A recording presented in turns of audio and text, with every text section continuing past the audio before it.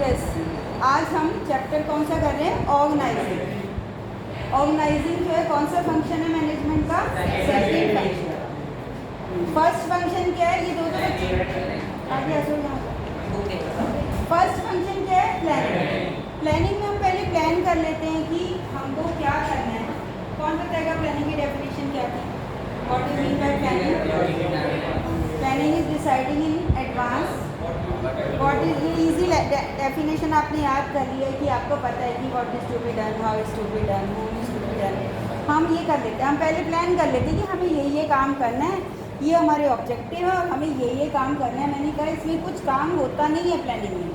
Planning में सिर्फ हम क्या करते हैं? थिंकिंग। क्या करते हैं? थिंकिंग। सिर्फ हम सोच लेते हैं। इसके बाद है ऑर्गेनाइजिंग। ऑर्गेनाइजिंग क्या होता है? ऑर्गेनाइज, देखो वर्ड ये ऑर्गेनाइजिंग, ऑर्गेनाइज करना। क्या करना? ऑर्गेनाइज करना। तो इसमें क्या है, अगर हम इसकी डेफिनेशन देखें, what do you mean by organising, तो it includes the process of determining the activities to be conducted. कि हमने प्लान करा कि हमें ये ऑब्जेक्टिव है हमारा। जैसे मैंने लास्ट कल जो क्लास ली थी, मैंने उसमें बताया था कि हमको क्या करना है? सेल बढ़ानी है। ठीक है, ये था ना हमारा ऑब्जेक्टिव और उसके लिए हमने प्लान आउट किया था। अब उस प्लान को करने के लिए हमको कौन कौन सी एक्टिविटीज़ करनी है ये डिसाइड करना। देन हाउ द, और उसमें सिमिलर टाइप ऑफ एक्टिविटीज़ को एक ग्रुप में बनाना। जैसे परचेज वाली एक्टिविटीज सारी एक तरफ, सेल्स वाली एक तरफ, कौन कौन से काम होने हैं वो सारे, एडवर्टीजमेंट के सारे, मार्केटिंग उसमें डालना, ऐसे ही रिसर्च वाले काम जो होने हैं उनको एक तरफ करना। तो इसको कहते हैं grouping. Similar type of activities की क्या करना? ग्रुपिंग करना। देन एंड उसके ये देखना कि अथॉरिटी एंड रिस्पॉन्सिबिलिटी को डिसाइड करना कि किसकी क्या अथॉरिटी रहेगी और किसकी क्या रिस्पॉन्सिबिलिटी रहेगी। देखो इसको हम लिख रहे हो कि what is an organising. Organising includes, क्या लिखेंगे इसको ना, आप लिख लो ये, इसी को याद करोगे ना तो आपको एक ही डेफिनेशन लेके ऑर्गेनाइजिंग इंक्लूड्स, ऑर्गेनाइजिंग में क्या क्या इंक्लूड होता है? द प्रोसेस ऑफ, ये भी क्या है? प्रोसेस है। The process of determining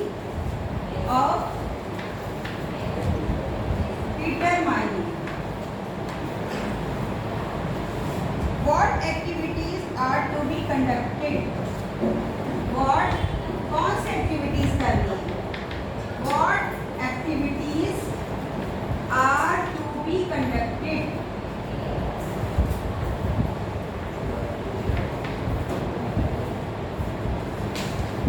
how the active set first ही है प्रोसेस है। पहली बात तो ये है organising also a process, like planning is a process, organising is a process. And process इसमें क्या करते हैं? प्रोसेस ऑफ, किस चीज़ का प्रोसेस है?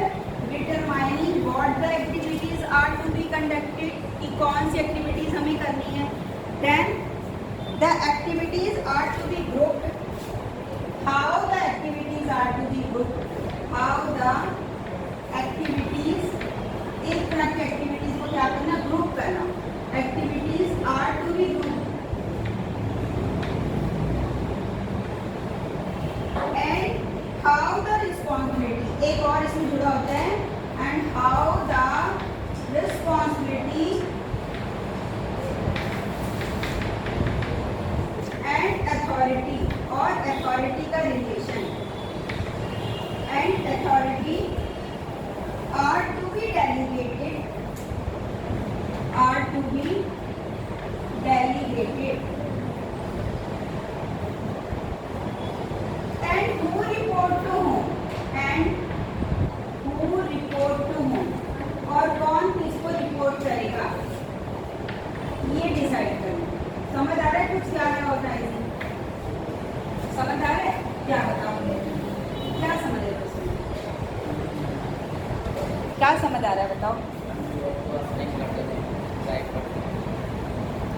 जैसे हम कल वाला ही अपना एग्जाम्पल लेते हैं कि हम कह रहे हैं कि हमें सेल बढ़ानी है ना, तो सेल को बढ़ाने के लिए कौन कौन सी एक्टिविटीज़ की जाएंगी? क्या क्या एक्टिविटीज़ तुम बताओ, कल बताई थी ना?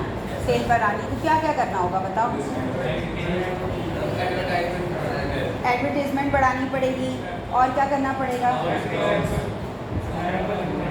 हाँ,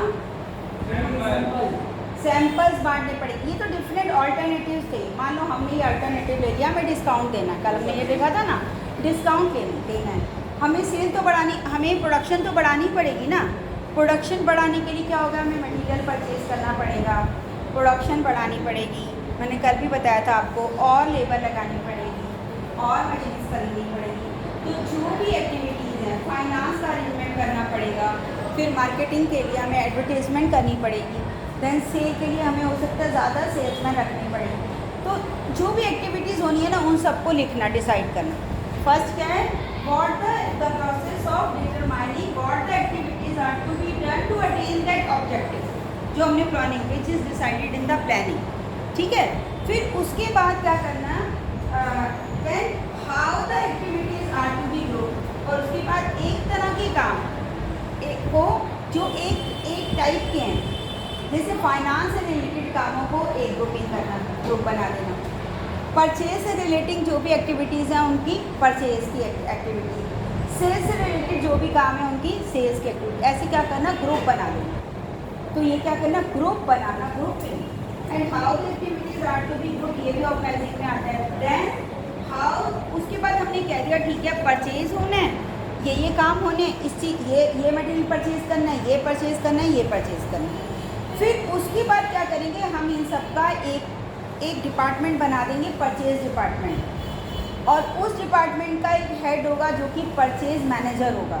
तो परचेज मैनेजर के नीचे जितने लोग हैं, है ना, वो भी डिसाइड करना कि इसके नीचे हम समझ लो 10 लोग रखने, तो ये भी डिसाइड कर देना। और मैनेजर हेड है, उसको कौन सी अथॉरिटी दी जाएगी, उसके क्या राइट्स रहेंगे, और जिनको वो काम देगा उस डेलीगेट करेगा, ये लिखा है लास्ट में, क्या लिखा है? And how the responsibility and authority are to be delegated and report to whom, और कौन किसको रिपोर्ट करेगा? रिपोर्ट करेगा माने कौन सुपीरियर होगा और कौन सबऑर्डिनेट होगा। ये बात समझ में आ गई? ये सब हम क्या करें? कुछ कर नहीं रहे यहाँ पे, अभी हम कुछ कर नहीं रहे, यहाँ सिर्फ हम एक स्ट्रक्चर बना रहे हैं। जैसे कि अगर हम ये कह दें कि हमारा ऑब्जेक्टिव है, स्कूल के एग्जाम्पल लें, अगर हम ये कह दें कि हमारे स्कूल का ओवरऑल ऑब्जेक्टिव है कि बच्चों की ऑलराउंड डेवलपमेंट करना, तो इसके लिए कौन कौन सी एक्टिविटीज़ करनी है? डिफरेंट टाइप के सब्जेक्ट्स पढ़ाने हैं। तो हम देखेंगे ये सब्जेक्ट पढ़ाना है, मैथ्स पढ़ाना है, हिंदी पढ़ानी है, BSc पढ़ानी है, अकाउंट्स पढ़ानी है। फिर उसके बाद इसके लिए कौन से टीचर रखने पड़ेंगे, फिर उसके बाद कौन से क्लासेस में, जूनियर क्लासेस के कौन से टीचर रहेंगे, कितनी कैसी क्वालिफिकेशन के, सीनियर के कौन से रहेंगे, ये सब पहले से डिसाइड करना। कितने टीचर चाहिए, कितने बच्चे तो कितने टीचर चाहिए, ये सब डिसाइड करना। और उसके बाद कौन सीनियर रहेगा, कौन जूनियर रहेगा। जैसे हमारे स्कूल में principal is the senior most, उसके बाद आ जाते हैं PGTs जिसमें हम लोग वर्क करते हैं, उसके बाद जो होते हैं TGTs जो 6 to 10 वाली क्लासेस को पढ़ाते हैं, उसके बाद आता है प्राइमरी स्टाफ जो कि प्राइमरी क्लासेस को पढ़ाते हैं, उसके बाद आते हैं सारा 4th क्लास एम्प्लॉय। तो ये सारा क्या एक हायरार्की है। और ऐसा नहीं है कि प्राइमरी क्लास के टीचर TGT को रिपोर्ट करते हैं, नो। इसमें हमारा क्या होता है कि सब लोग या तो प्राइमरी का हेड होता है उसको रिपोर्ट करते हैं, ऐसे ही हम लोग जो हैं PGT जो हैं किसको रिपोर्ट करते हैं? सीधे प्रिंसिपल को रिपोर्ट करते हैं। तो कौन किसको रिपोर्ट करेगा माने आंसरेबल होगा। ये सब डिसाइड करना एडवांस में, दैट इज़ ऑर्गेनाइजिंग। समझ आ गया? तो ऑर्गेनाइजिंग की डेफिनेशन ये है, एक तो हमने ये लिखी ऑर्गेनाइजिंग का meaning. Then organising is the process of determining, क्या लिखेंगे? छोटी डेफिनेशन क्या है? ऑर्गेनाइजिंग, मैं यहाँ लिखूँगी, organising is the process of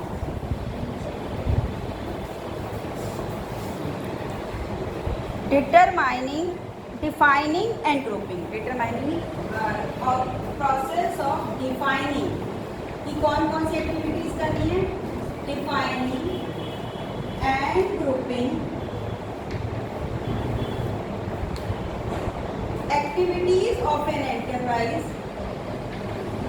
Activities of an enterprise एक बार आपकी समझ में आ गई ना, तो तो आपको बिल्कुल क्लियर रहेगा, कहीं कंफ्यूज नहीं हो गया organising of an enterprise and establishing, और एस्टेब्लिश करना एंड एस्टेब्लिशिंग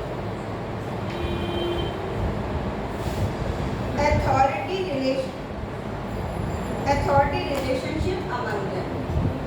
अथॉरिटी, इसकी क्या अथॉरिटी है? Authority relationship among them. ये भी एक ऑर्गेनाइजिंग की क्या है? डेफिनेशन। समझ आ रही है? तुमको लिखना नहीं है ना, हाथ में तो दर्द हो जाएगा, थोड़ा लिख लोगे तो। मैं भी ऐसे सिर्फ बोल दूँ, सब बुक में लिखा हुआ है, मैं क्यों लिखती हूँ? आपको पता है मैं क्यों लिखती हूँ? ब्लैक बोर्ड पे मैं इसलिए लिखती हूँ, जब मैं लिखती हूँ तो आपकी आंखें, आपका दिमाग उसको पढ़ता है, मेरे चौक के साथ वो आपके दिमाग में प्रिंट होता है, इसलिए मैं लिखती हूँ। मैं भी सिर्फ बोलूँगी तो वो हवा से हवा में निकल जाएगा। जब मैंने एक एक शब्द यहाँ लिखा है तो आपके दिमाग में गया, ऐसे जब आप लिखते हो तो आपके दिमाग में जाता है। जितनी हम अपनी सेंसेस को यूज़ करते हैं ना बेटे, स्टडी करते हैं, जैसे सिर्फ अभी आप आँख से देख रहे हो, कान से सुन रहे हो, लेकिन अगर आप लिख रहे हो तो आपकी स्किन वाली सेंस भी यूज़ हो रही है। जितनी सेंसेस ज़्यादा यूज़ करते हो ना, उतना आपको ज़्यादा समझ आता है। कितना ये समझ आ गया? नेक्स्ट क्या है? फीचर्स क्या होते हैं ऑर्गेनाइजिंग के? फटाफट हम करते हैं। ये ऑर्गेनाइजिंग का मीनिंग समझ में आ गया ना? तो अभी फीचर क्या होते हैं? इसमें सबसे पहला फीचर है division of work. First feature क्या है? Division of work. इसमें क्या होता है? एक ऑर्गेनाइजेशन में जो जो काम होने हैं उसमें एक तरह के कामों को क्या कर देते हैं, हम छोटे छोटे कामों में बांट लेते हैं, है ना?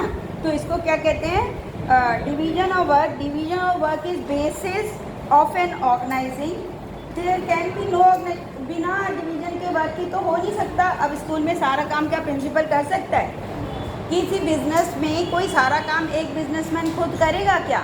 चाहे एक छोटा सा दुकानदार होता है ना, वो भी एक थोड़ा सा हेल्पर रख लेता है अपने पास, क्योंकि सारा काम वो खुद नहीं कर सकता। तो in other words,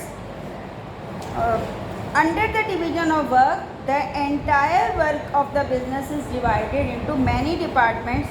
The work of every department is further subdivided into the sub works. आपको ये देख रहे ना, आप स्कूल में ही देख लो, बांट रखा है ना काम को, है ऑल राउंड डेवलपमेंट करना। प्राइमरी डिवीजन अलग है, सेकेंडरी अलग है, सीनियर सेकेंडरी अलग है, उसमें सब लोगों के काम बटे हैं। सिर्फ पढ़ाने का ही काम नहीं होता, डिफरेंट चार्जेस भी होते हैं जो टीचर्स करते हैं। इस सब में काम बांट रखा है। अगर सारा काम प्रिंसिपल करने लग जाएगा तो वो नहीं कर सकता, that is not possible for him. इसीलिए ऑर्गेनाइजिंग में क्या करते हैं? काम डिवीजन ऑफ वर्क करते हैं। प्रिंसिपल है ना हमारा, फर्स्ट फ्योल का प्रिंसिपल है ना डिवीजन ऑफ वर्क। उसमें क्या था?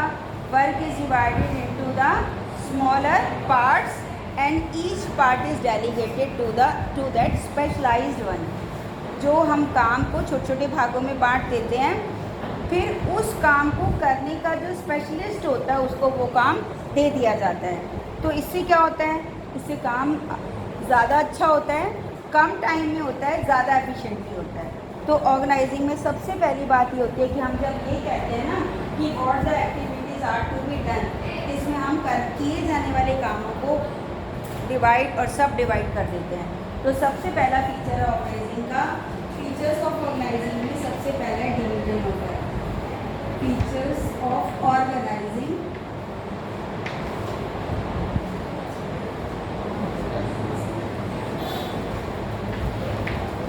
फर्स्ट है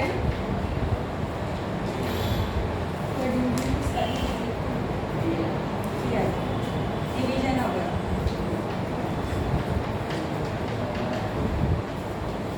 मीन कम करिए, जब मीन कम करो ना तो स्पेलिंग मिस्टेक करता है दिमाग, गलती होने लग जाती है। Division of work, second division of work समझा दिया। सेकंड क्या है? कोऑर्डिनेशन। कोऑर्डिनेशन क्या होता है? आपने पढ़ा हुआ है, आपने मैनेजमेंट में। कोऑर्डिनेशन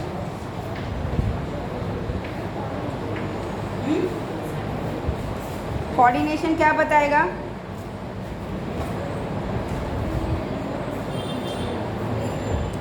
कोऑर्डिनेशन अंडर, अभी क्या करते हैं? Under the organisation different persons are assigned the different works, but the aim of all these works happens to be the same. क्या होता है कि डिफरेंट काम के लिए ऑर्गेनाइजिंग में हम क्या करते हैं, अभी बताया ना, काम को हमने बांटा, फिर अलग अलग लोगों को क्या कर दिया, डेलीगेट कर दिया, और फिर सबका पर्पस क्या होता है, वो सेम ऑब्जेक्टिव को अटेन करना. समझ में आ रहा? तो इसमें क्या होता है, अंडर द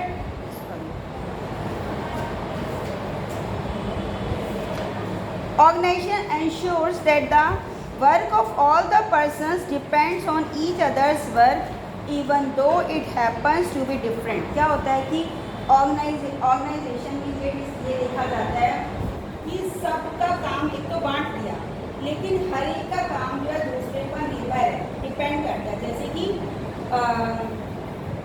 परचेज डिपार्टमेंट को परचेज करना है, तो वो बिना फाइनेंस के परचेज कर सकता है, वो फाइनेंस पे डिपेंड करता है.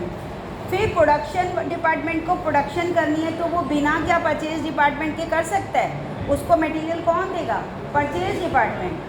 प्रोडक्शन डिपार्टमेंट जब प्रोडक्शन कर लेता है, उसको बेचना है, तो वो कौन बेचेगा, मार्केटिंग डिपार्टमेंट.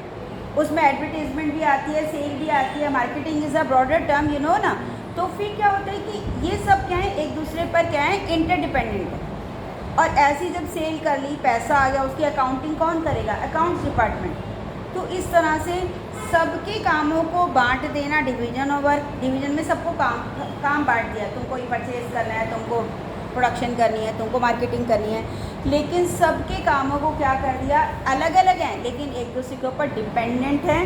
दिस इज़, और इन सब में ऐसा करना कि सब में कोऑर्डिनेशन रहे, तारतम्य रहे, तालमेल रहे. अगर तालमेल नहीं है तो फिर ऑब्जेक्टिव अटेन नहीं हो सकता. ये आपने फर्स्ट चैप्टर में ही पढ़ा था कि कोऑर्डिनेशन जो है मैनेजमेंट का फंक्शन नहीं है, लेकिन क्या है, मैनेजमेंट इसके बिना हो नहीं सकता. बिना कोऑर्डिनेशन के कोई भी फंक्शन नहीं हो सकता, ऐसे कोई ऑब्जेक्टिव नहीं अटेन हो सकता. अभी देख रहे हो आप, हमारे सब लोग स्कूल में कैसे काम करते हैं, कोऑर्डिनेशन से करते हैं, नहीं करते. अभी देखो मैं आपको बताऊं, सीमा मैम को चोट लग गई है पैर में, वो आजकल आनी नहीं है, 4th पीरियड उनका होता है. अब उनका रोज़ पीरियड एब्सेंटी लगे, और हमें अकाउंट्स में वो इतना सा पीरियड काफ़ी पड़ता नहीं है. तो मैंने अभी क्या करा कि जिनका 4th पीरियड मेरी क्लास में होता है, सीमा मैम का होता है, वो फ्री है, और 5th पे पीरियड रश्मि मैम का मेरी क्लास में लगता है. तो मैंने उनको कहा कि मैम आप मेरी क्लास में पीरियड ले लो, तो क्योंकि मेरा तो 4th यहाँ लगा होता है, तो मैं उनको नहीं ले सकती. तो मैंने कहा कि आप 5th की बजाय 4th ले लो, देन 5th पीरियड जो मेरी क्लास में होगा वो मैं ले लूँगी. तो इस तरह से क्या हो गया, कोऑर्डिनेशन किया मैंने, उन्होंने मेरे साथ, जिससे क्या हुआ, फ़ायदा होगा. किसका फ़ायदा होगा, बच्चों का. बच्चों का वो पीरियड जो वेस्ट जाता, वो अब इंग्लिश पढ़ रहे हैं, इसके बाद अकाउंट्स पढ़ लेंगे, वेस्ट नहीं जाएगा ना. तो दिस इज़ कोऑर्डिनेशन, कि जब एक दूसरे के साथ लोग मिल के काम करते हैं. वो अटक भी सकती हैं, नहीं मैं क्यों लूँ, मेरा तो 5th पीरियड है, मैं तो तभी लूँगी, कह सकती है कि नहीं. लेकिन अगर मैंने उनको रिक्वेस्ट करी, शी एक्सेप्टेड, और एक्सेप्ट कर लिया, तो कोऑर्डिनेशन, इसको कहते हैं कोऑर्डिनेशन करना. तो कोऑर्डिनेशन, देन हाँ, उनका फ्री होता है, देन अब मेरा फ्री होता है नेक्स्ट, तो मैं अपने फ्री पीरियड को यूज़ कर रही हूँ, और वो अपने उनका फ्री पीरियड को ले रहे हैं. इस तरह से होता है. नेक्स्ट है plurality of persons. Organisation is a group. Organisation जो है ना, एक व्यक्ति का ऑर्गेनाइजिंग नहीं होती, क्योंकि ऑर्गेनाइजेशन में ग्रुप ऑफ पीपल होता है, उन्हीं को ही ऑर्गेनाइज करना होता है. तो ये इसका फीचर है कि प्लूरैलिटी ऑफ पर्सन्स है. प्लूरैलिटी माने बहुत सारे लोग हैं इसमें, प्लूरल, प्लूरल से प्लूरैलिटी बना, प्लूरैलिटी स्पेलिंग देखिए, प्लूरैलिटी ऑफ पर्सन्स. बहुलता है, लोग बहुत सारे होते हैं, तब ऑर्गेनाइजिंग होती है. एक आदमी नहीं कहेगा मैं अपनी ऑर्गेनाइजिंग कर रहा हूँ, ऑर्गेनाइजेशन कर रहा हूँ. नेक्स्ट है कॉमन ऑब्जेक्टिव, कि ऑर्गेनाइजेशन जो होते हैं, जो डिफरेंट डिपार्टमेंट है, वो एक कॉमन ऑब्जेक्टिव को अचीव करने के लिए काम करते हैं. जैसे मैंने अभी आपको बताया कि हम जब सेल बढ़ाने की बात करते हैं, अलग अलग लोगों को देते हैं, हमने एक कॉमन ऑब्जेक्टिव रखा है. हर व्यक्ति, हर डिपार्टमेंट उसी डायरेक्शन में वर्क करता है. तो there are the various part of organisation with the different जो भी डिफरेंट फंक्शंस होते हैं, लेकिन सबका क्या होता है, एक कॉमन ऑब्जेक्टिव होता है, जिसे हम कहते हैं यूनिटी ऑफ डायरेक्शन. फ्यूल का प्रिंसिपल है ना, यूनिटी ऑफ डायरेक्शन, कि सारे लोग एक ही दिशा में जा रहे हैं, सब काम कर रहे हैं एक ही डायरेक्शन में, सारे डिपार्टमेंट वर्क कर रहे हैं, परचेज डिपार्टमेंट परचेज कर रहा है, सेल्स डिपार्टमेंट सेल कर रहा है, प्रोडक्शन वाला प्रोडक्शन करेगा, लेकिन सबका एम क्या है? सेल बढ़ाना। सबका एम क्या है? सेल बढ़ाना। ये है यूनिटी ऑफ डायरेक्शन। तो ये जो फीचर होता है कि कॉमन ऑब्जेक्टिव रहता है ऑर्गेनाइजिंग में, जब हम ऑर्गेनाइजिंग करते हैं तो सबका कॉमन ऑब्जेक्टिव रहता है सब एक ही डायरेक्शन में वर्क करते हैं। समझ आ गया? Next and the last one is the organising is the machine of management. Management करने के लिए ऑर्गेनाइजिंग जरूरी है। अगर बस मैं बेटा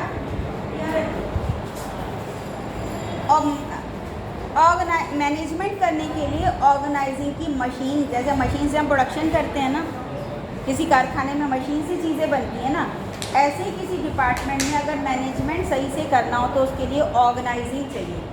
अगर ऑर्गेनाइजिंग नाम की मशीन चाहिए, जैसे मशीन में एक भी पार्ट गड़बड़ हो गई तो मशीन ख़राब हो जाती, चलती नहीं है, प्रोडक्शन नहीं हो सकती।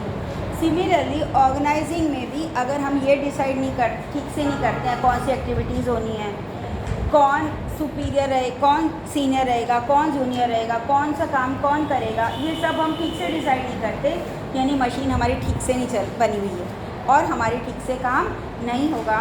तो the last one is the what is organising is a machine of management through which a manager manages. Organising